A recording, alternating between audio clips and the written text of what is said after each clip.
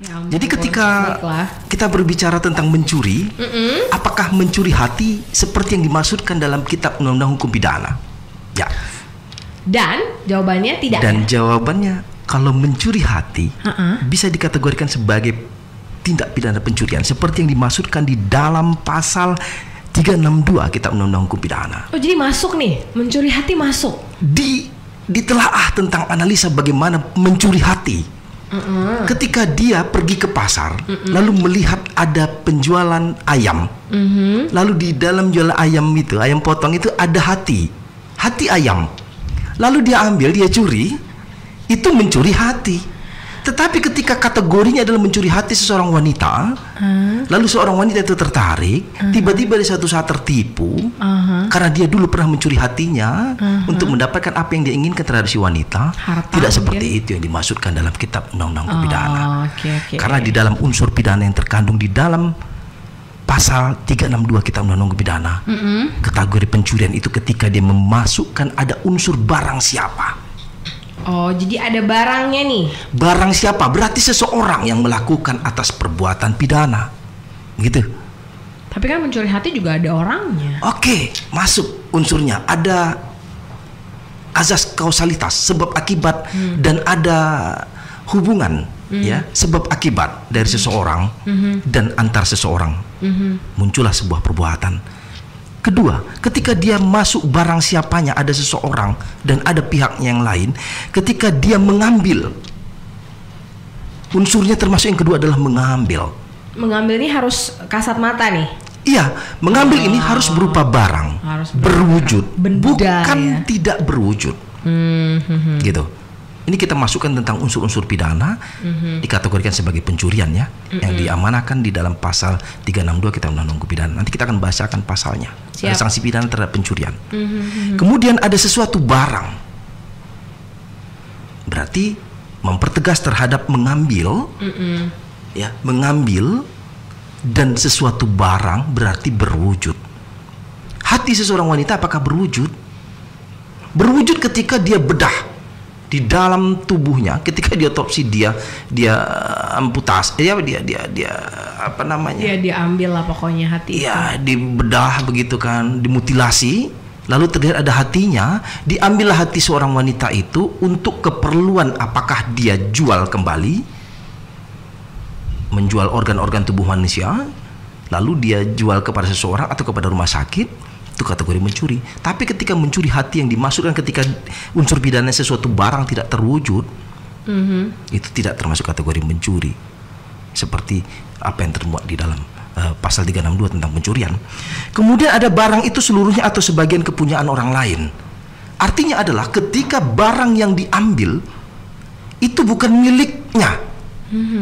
Ketika milik orang lain, lalu dia ambil bukan atas dasar haknya untuk mendapatkan atau mengambil barang itu, maka mendekatlah pada unsur pencurian yang dimaksudkan, gitu. Makanya kalau kita menjumpai pena, kita ambil dan itu kita yakin bukan milik kita, Gak usah diambil. nggak usah diambil karena kategori pencurian. Begitu juga dengan yang lain, seperti yang dimaksudkan, misal kalau aku jumpa dompet nih di tepi jalan, ku cari identitas siapa si pemilik dompet, gitu kan. Kalaulah dia suatu saat dia membuat surat kehilangan ke kantor kepolisian, lalu tiba-tiba dompet yang dimaksud adalah itu yang di tanganku, surat kehilangan bisa dimasukkan aku adalah sebagai orang yang pernah mencuri, menjamret, atau mengambil sesuatu barang yang bukan milikku. Bisa saja toh meloncat perkara ini aku dituduh mencuri padahal aku menemukan di jalan. Walaupun tergantung nanti pada saat pemeriksaan. Saya nemukan di jalan, Pak, persisnya di sini, jam sekian. Dirunut-runut kembali. Sementara dia buat surat kehilangan atau dia telah membuat surat laporan telah dicopet atau telah dicuri dompetnya. Nah itu. Jadi ketika sesuatu hak itu bukan adalah milik kita, barang itu bukan milik kita, kembalikan kepada yang punya. Bukan mentang-mentang ketika kita menemukan dompet, identitasnya jelas, dan di dalam dompet itu ada uang, dan ada mungkin yang barang berharga lain, cek ataupun apa, sementara kita tidak mengembalikan, dianggap bisa saja toh suatu saat dianggap sebagai seorang yang telah mencuri, menjamret, dan itu perlu pembuktian memang. Tapi untuk pembuktian kalau kita menemukan di tepi jalan, begitu ada keberimbangan antara dituduh mencuri dengan dituduh menerima atau mendapatkan gitu. Jadi itu. Jadi kan ada orang jumpa dompet ada uang gitu kan, dianggap itu dari sebuah rezeki gitu. Kemudian perbuatan yang dimaksud itu memiliki dasar dia telah melakukan perbuatan melawan hukum. Artinya ada dasar. Dasarnya adalah di pasal 362 Kitab Undang-Undang Hukum Pidana. Berarti ketika dari unsur-unsur yang di atas tadi, barang siapa, ada seseorang, kemudian ada mengambil, kemudian ada sesuatu barang, kemudian barang itu seluruh atau sebagian kepunyaan orang lain, gitu kan? Dan kemudian dapat dibuktikan ada dasar hukum yang menyatakan dia telah melakukan perbuatan pidana pencurian, walaupun dugaan. Makanya ketika terpenuhi unsur-unsur pidana kategori pencurian yang dimasukkan dalam pasal 362 Kitab Undang-Undang Hukum Pidana, dia bisa dipidana penjara. Berapa tahun dia dapat dipidana penjara? Di pasal 362 itu bisa selama-lamanya 5 tahun terhadap pelaku pencurian. Saya bacakan pasalnya. Siap. Barang siapa mengambil sesuatu barang yang sama sekali atau sebagian termasuk kepunyaan orang lain dengan maksud akan memiliki barang itu dengan melawan hak, dihukum karena pencurian dengan hukuman penjara selama-lamanya 5 tahun atau denda sebanyak-banyaknya Rp900. Itu yang dimuat di dalam pasal 362 Kitab Undang-Undang Hukum Pidana. Pembahasan tentang pencurian. Pencurian nanti akan kita jelaskan ada beberapa kriteria pencurian. Ada pencurian yang bukan hanya sebatas apa yang dimasukkan dalam pasal 362 Kitab Undang-Undang Hukum Pidana, mungkin ada pencurian dengan pemberatan ataupun ada hal-hal nanti yang kita bahas.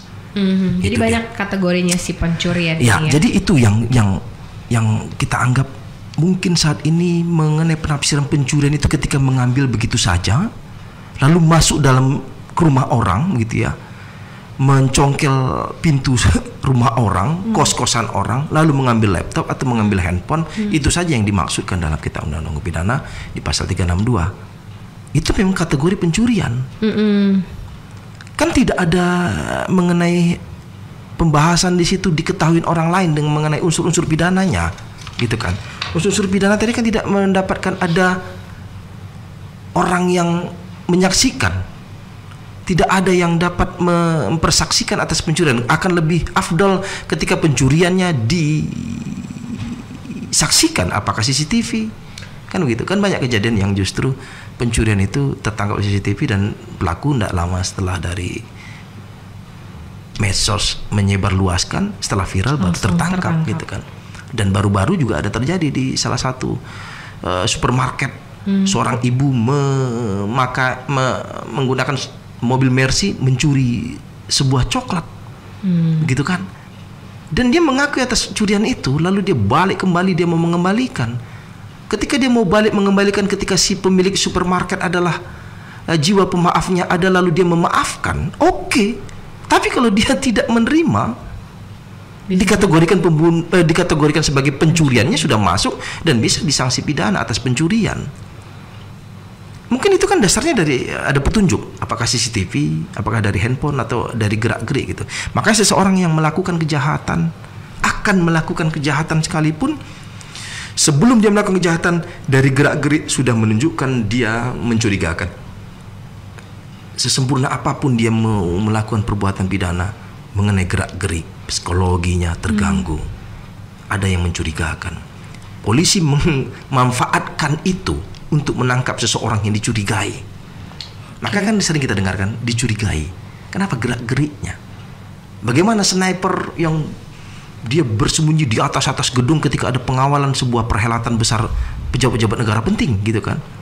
Dari gerak-gerik dia lihat dari ketinggian itu dengan menggunakan senjata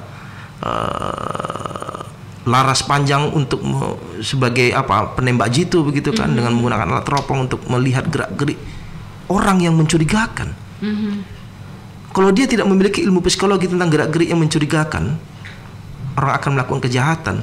Semua orang tuh mungkin akan ditembak yang di bawah itu kan. Jadi dilihat antara ribuan orang yang ada di bawah, yang mana nih mencurigakan, mana kan yang akan menjadi sasarannya. Iya, sesempurna apapun dia pasti gerak-gerik. Termasuk orang mau mencuri di supermarket. Saya bertanya kepada kasir gitu kan, salah satu supermarket gitu kan yang sering kita masuk laju beli apa saja kebutuhan kita itu. Saya tanya, di sini saya sebut aja lah ya, boleh ya, Alfamart dan Indomaret. Saya pernah menanyakan, tapi ya sudahlah. Ini karena sudah banyak di mana-mana. Jadi saya tanyalah kepada dua tos serba itu kan. Siap. Jadi saya tanya, kalian kok nggak mengawasi orang masuk dan keluar dan orang akan mengambil barang lalu orang akan mau membeli atau hanya sekadar melihat-lihat, mau masuk toiletnya bebas begitu kan? Kok nggak diawasin? Modal apa ketika nanti ini hilang. Ada yang mencurigakan tapi kalian tidak mencurigai lalu barang-barang tiba-tiba hilang, dikuntit, dicuri hanya sebagian. Kan ada barang-barang yang gampang dikantongi, lalu dia pulang dia tidak pernah periksa itu. Tidak pernah toh Jess. Modal apa? Ilmu apa yang kalian miliki? Ini saya tanya kepada dua tos serba itu. Dan jawabannya? Dan kita modal kepercayaan saja Pak gitu. Jadi kalau ada barang hilang bagaimana? Kamilah yang menanggung. Ada berapa karyawan?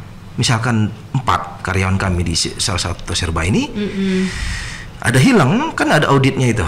Sekali waktu yang berkala untuk mengaudit barang yang hilang antara pasokan yang dipasok dengan penjualan dan mana yang hilang dan mana yang selisih dengan yang bersisa, begitu kan? Yeah. Ketika ada hilang, misal pasta gigi hilang, nilainya 10.000, bagi 4 itu untuk mengganti kerugian, begitu. Jadi kalau kita sebagai masyarakat pergunakan kepercayaan bagi dua tos serba itu untuk kebutuhan-kebutuhan kita untuk membeli saja. Jangan kalian manfaatkan untuk mencuri. Ketika terpenuhi unsur pidana seperti yang saya sampaikan, ada 5 unsur pidana tadi, maka kategori pencuriannya masuk. Karena itu bukan milik kita, kita ambil, walaupun sebagian, apalagi seluruhnya. Bisa 5 tahun loh pidana penjara terhadap orang melakukan itu pencurian. Maksimal atau minimal? Ya selama-lamanya 5 tahun. Oh. Jadi itu.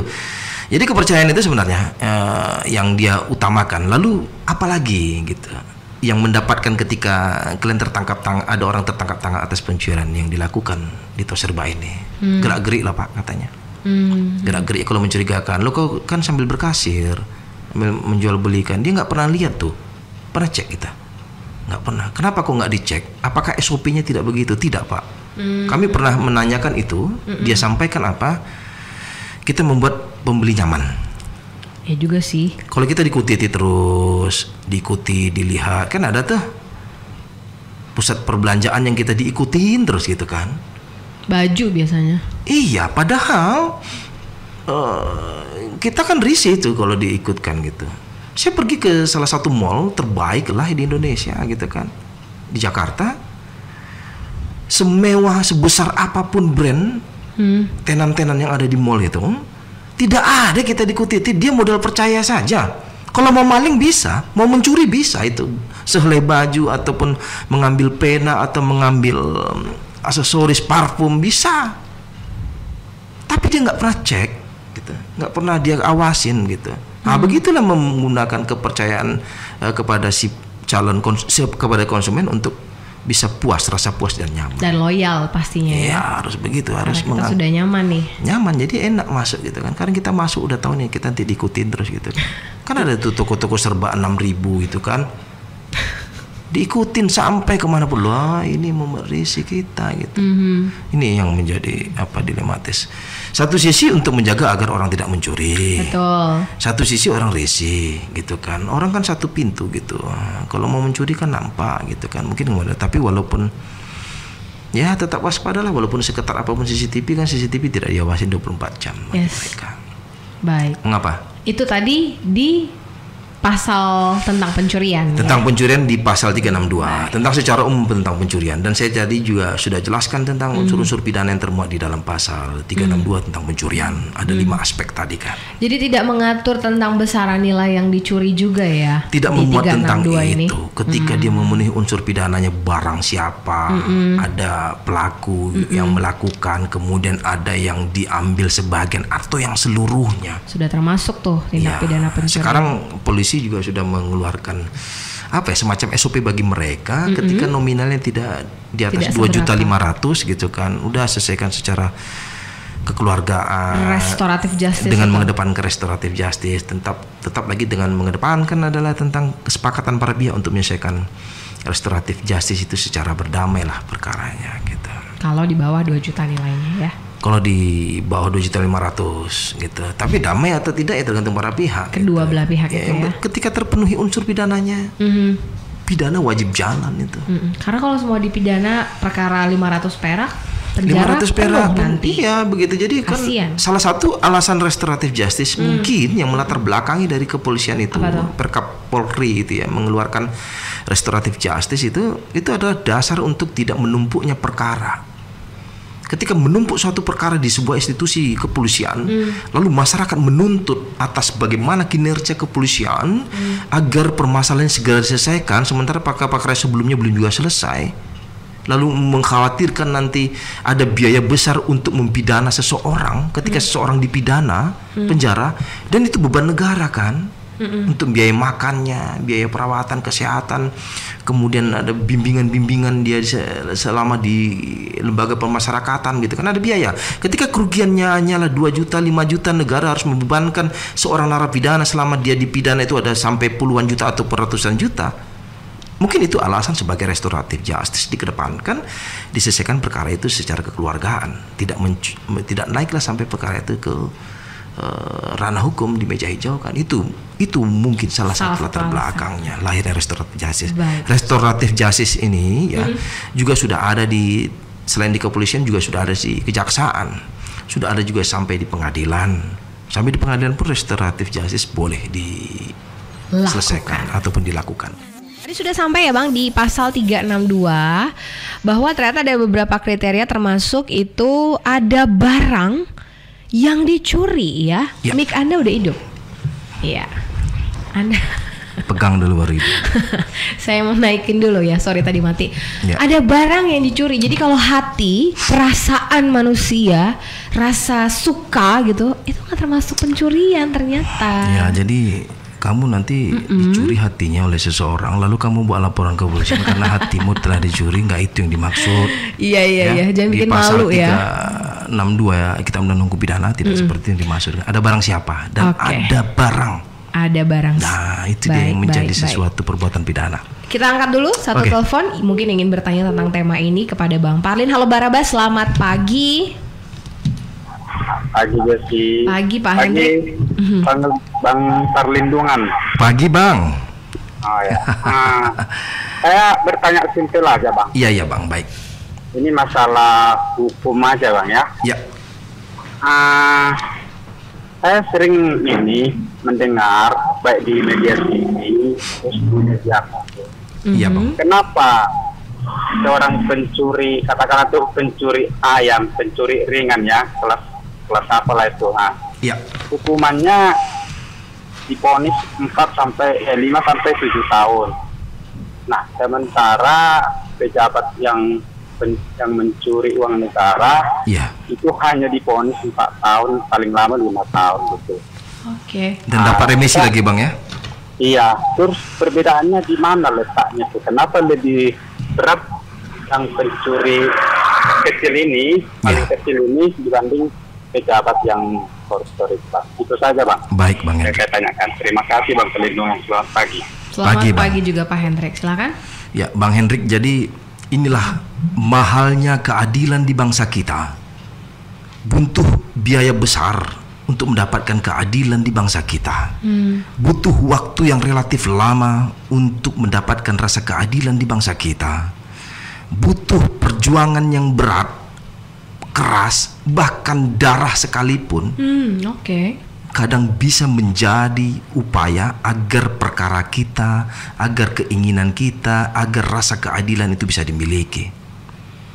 Ketika sebuah ilustrasi ataupun contoh ataupun memang fenomena ataupun memang benar terjadi, maling ayam sekian tahun di penjara, maling uang rakyat dengan melakukan tindak pidana khusus korupsi, sanksi pidananya justru bahkan bisa lebih ringan daripada sanksi pidana terhadap pencurian seekor ayam.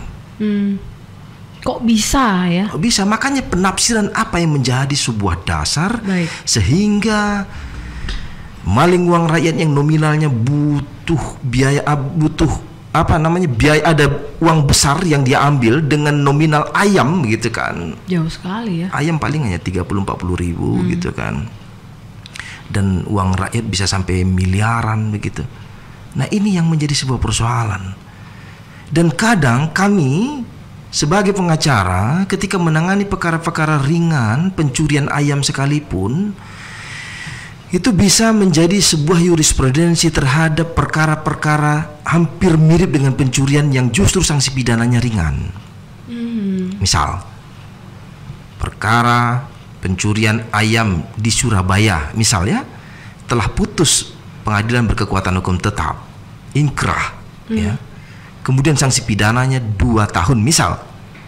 Lalu ada di Pekanbaru sanksi pidananya 4 tahun. Pencurian ayam yang serupa, seekorkah gitu ya, seekor ayam.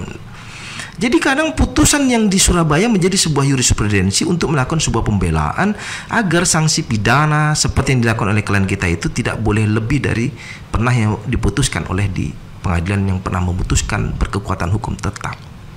Lalu ketika sanding-sandingkan dengan perkara tindak pidana korupsi dengan memaling ayam, inilah sebuah persoalan.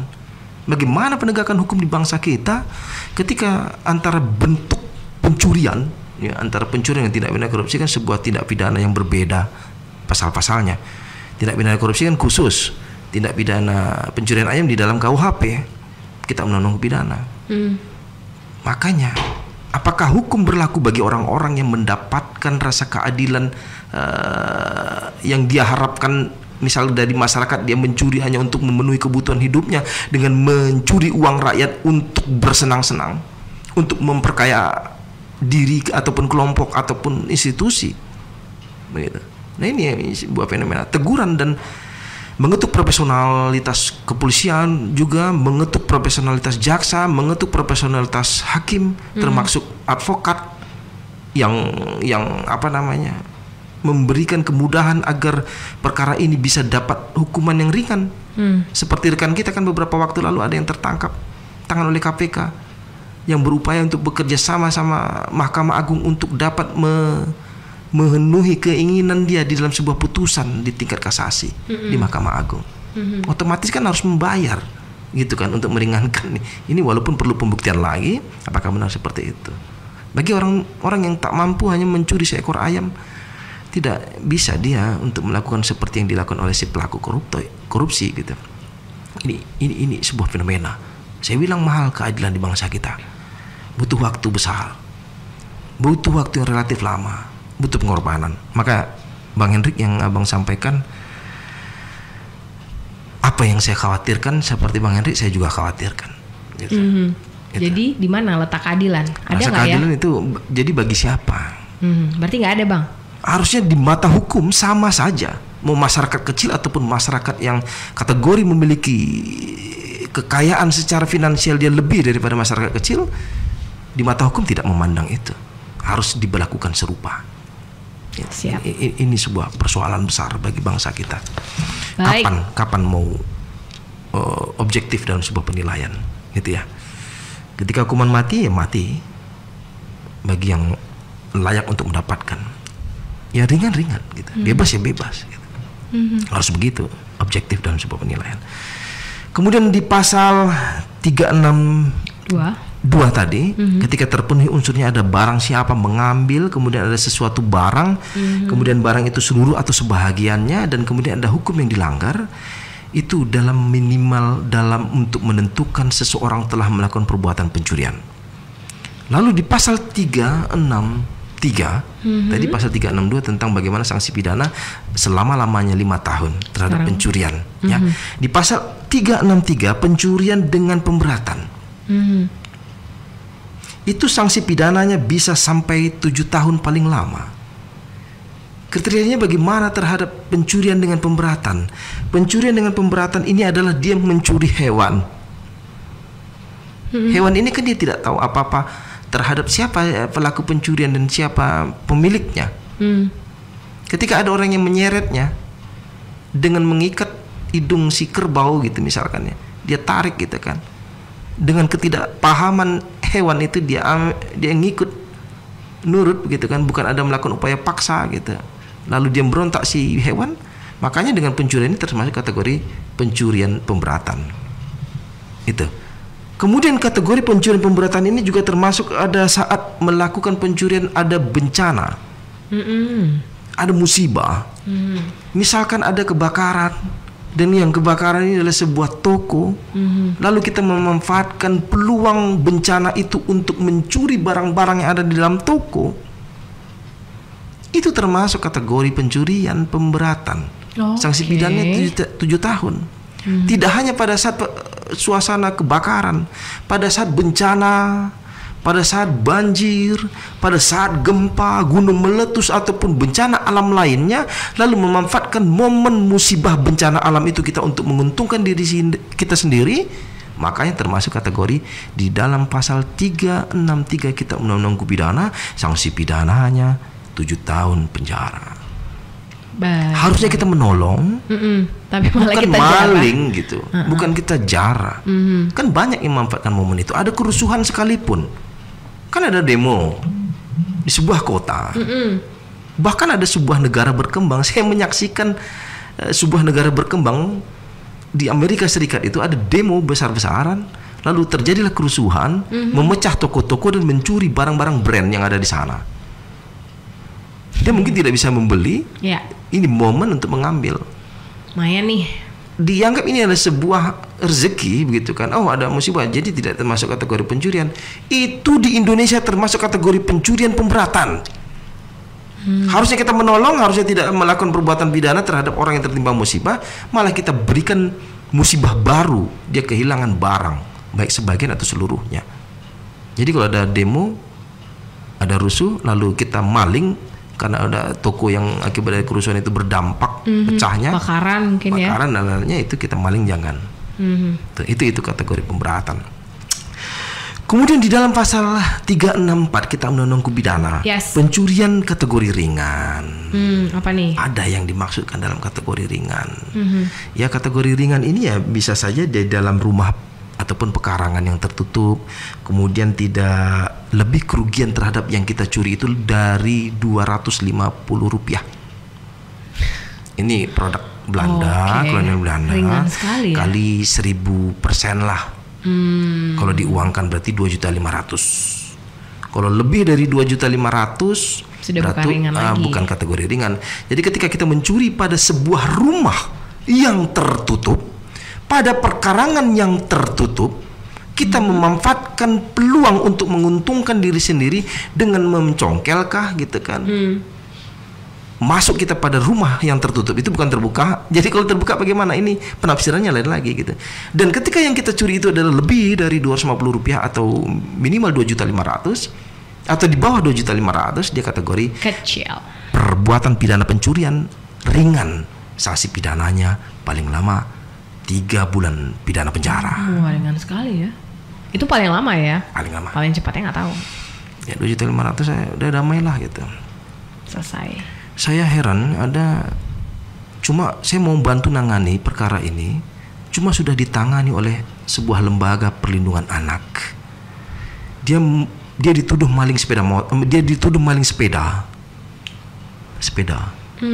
kayu. Dia sebenarnya tidak mencuri, dia hanya mempromosikan menjual. Yang mencuri adalah temannya. Kau mau bantu aku jualkan sepeda ini, katanya begitu. Ya bolehlah, aku naikkan di Facebook. Padahal itu adalah sepeda hasil curian. Si anak yang memposting sepeda yang dia akan jual punya temannya ini kategori orang yang sangat miskin. Buktikan apa? Mohon maaf ya, ibunya sering nelpon saya untuk minta bantuan untuk biaya makan, untuk biaya jajan anak gitu. Lalu bapak ibunya tidak memiliki pekerjaan, susah bekerja. Kemudian adik dari si anak yang mempromosikan ke Facebook ini tentang ada sepeda curian itu sedang sakit kanker darah di rumah sakit umum, sedang perawatan sampai saat ini. Jadi ada biaya yang keluar terus rutin. Ya. Yang melaporkan adalah keluarga polisi, oknum polisi. Anak itu dipidana penjara sampai sekarang. Saya mendengarkannya aja kok hanya sepeda yang menurut saya di bawah dari 2.500.000 harga sepeda bisa itu dipidanakan. mentang-mentang ini oknum keluarga polisi jadi mau semena-mena dalam memberlakukan orang yang kurang mampu untuk membina. Oh Pak, kita kan buat efek jerah supaya dia kapok, tidak lagi mencuri suatu saat. Tidak itu cara membimbing anak-anak. Bukan dia di penjara, bukan dia dipidana, bukan dia dibimbing di lembaga permasyarakatan anak. Gitu. Tapi kan dia sudah berhadapan dengan kepolisian. Dia di BAP, bagaimana jiwanya ke depan ketika dia pernah diperiksa, masa depannya dia mungkin tidak akan rapuh, pesimis dan lain-lain. Ini yang dikhawatirkan. Di bawah 2.500.000 gitu loh. Dipidana, diberi kurungan penjara. Kalau saya tahu tentang keluarga begitu udah ikhlaskan. Berbicara hati nurani toh. Dia juga memposting, dia juga tidak tahu kok. Tidak tahu dia itu hasil curian. Bukan dia mencuri langsung. Jangan mentang-mentang gitu. Ada yang perlu dimaafkan, ada yang perlu dirundingkan, ada yang perlu pembinaan. Kedepankan yang pendekatan kekeluargaan dalam menyelesaikan sebuah masalah. Apalagi kalau materinya nggak seberapa. Saya suruh itu orang tuanya datang minta maaf atas kesalahan anaknya. Sudah nggak mau dimaafkan, gitu.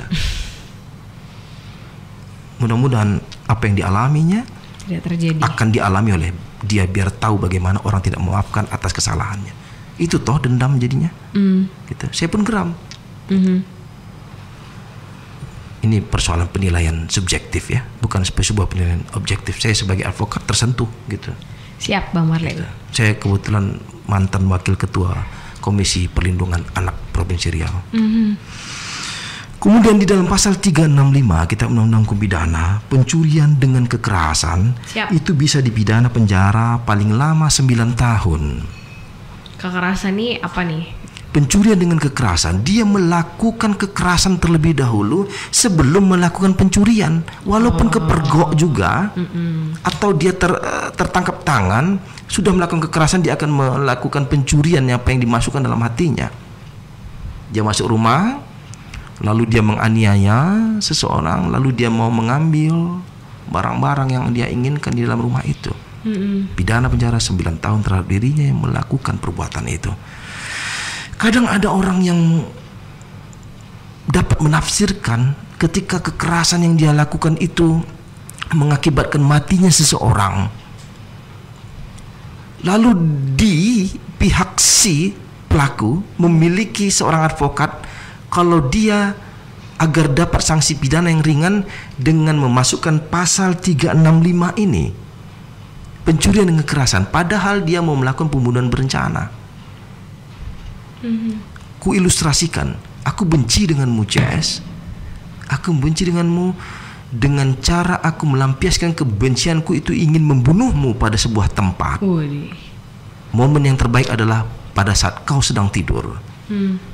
Karena gampang mencari, kau ada di rumah, kau sedang tidur, lalu aku membunuhmu, gitu ya. Ini sebuah ilustrasi, sebuah contoh.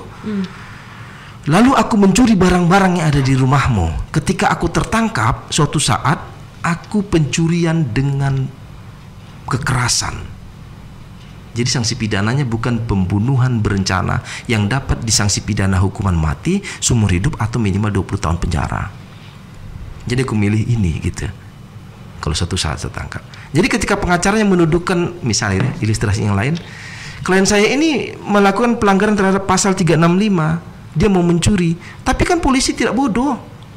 Dia olah TKP, dia periksa itu di dalam, benar nggak ada barang yang hilang. Kalau dilihat tidak ada barang yang hilang, lalu terlihat ada barang berharga, tidak hilang, ada handphone, laptop, ada jam, ada barang berharga lain, emas tidak hilang, berarti murni pembunuhan berencana. Kalau mati, gitu.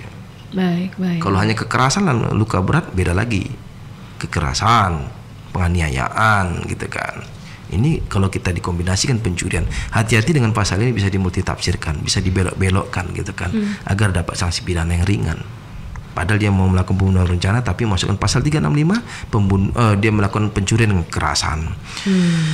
Kemudian bisa saja mengakibatkan luka berat dan pelakunya melakukan kejahatan itu di malam hari. Itu sanksi pidananya bisa 12 tahun. Oke. Dia mencuri Dia melakukan kekerasan, mengakibatkan luka berat, dan dilakukannya di malam hari, di kala kita sedang tidur, di kala kita sedang lengah, di kala kita tidak mampu untuk melakukan perlawanan, atau di kala orang lain tidak tahu, di kala orang lain senyap, gitu kan, tidak ada memantau. Ini bisa sanksi pidananya sampai 12 tahun pidana penjara.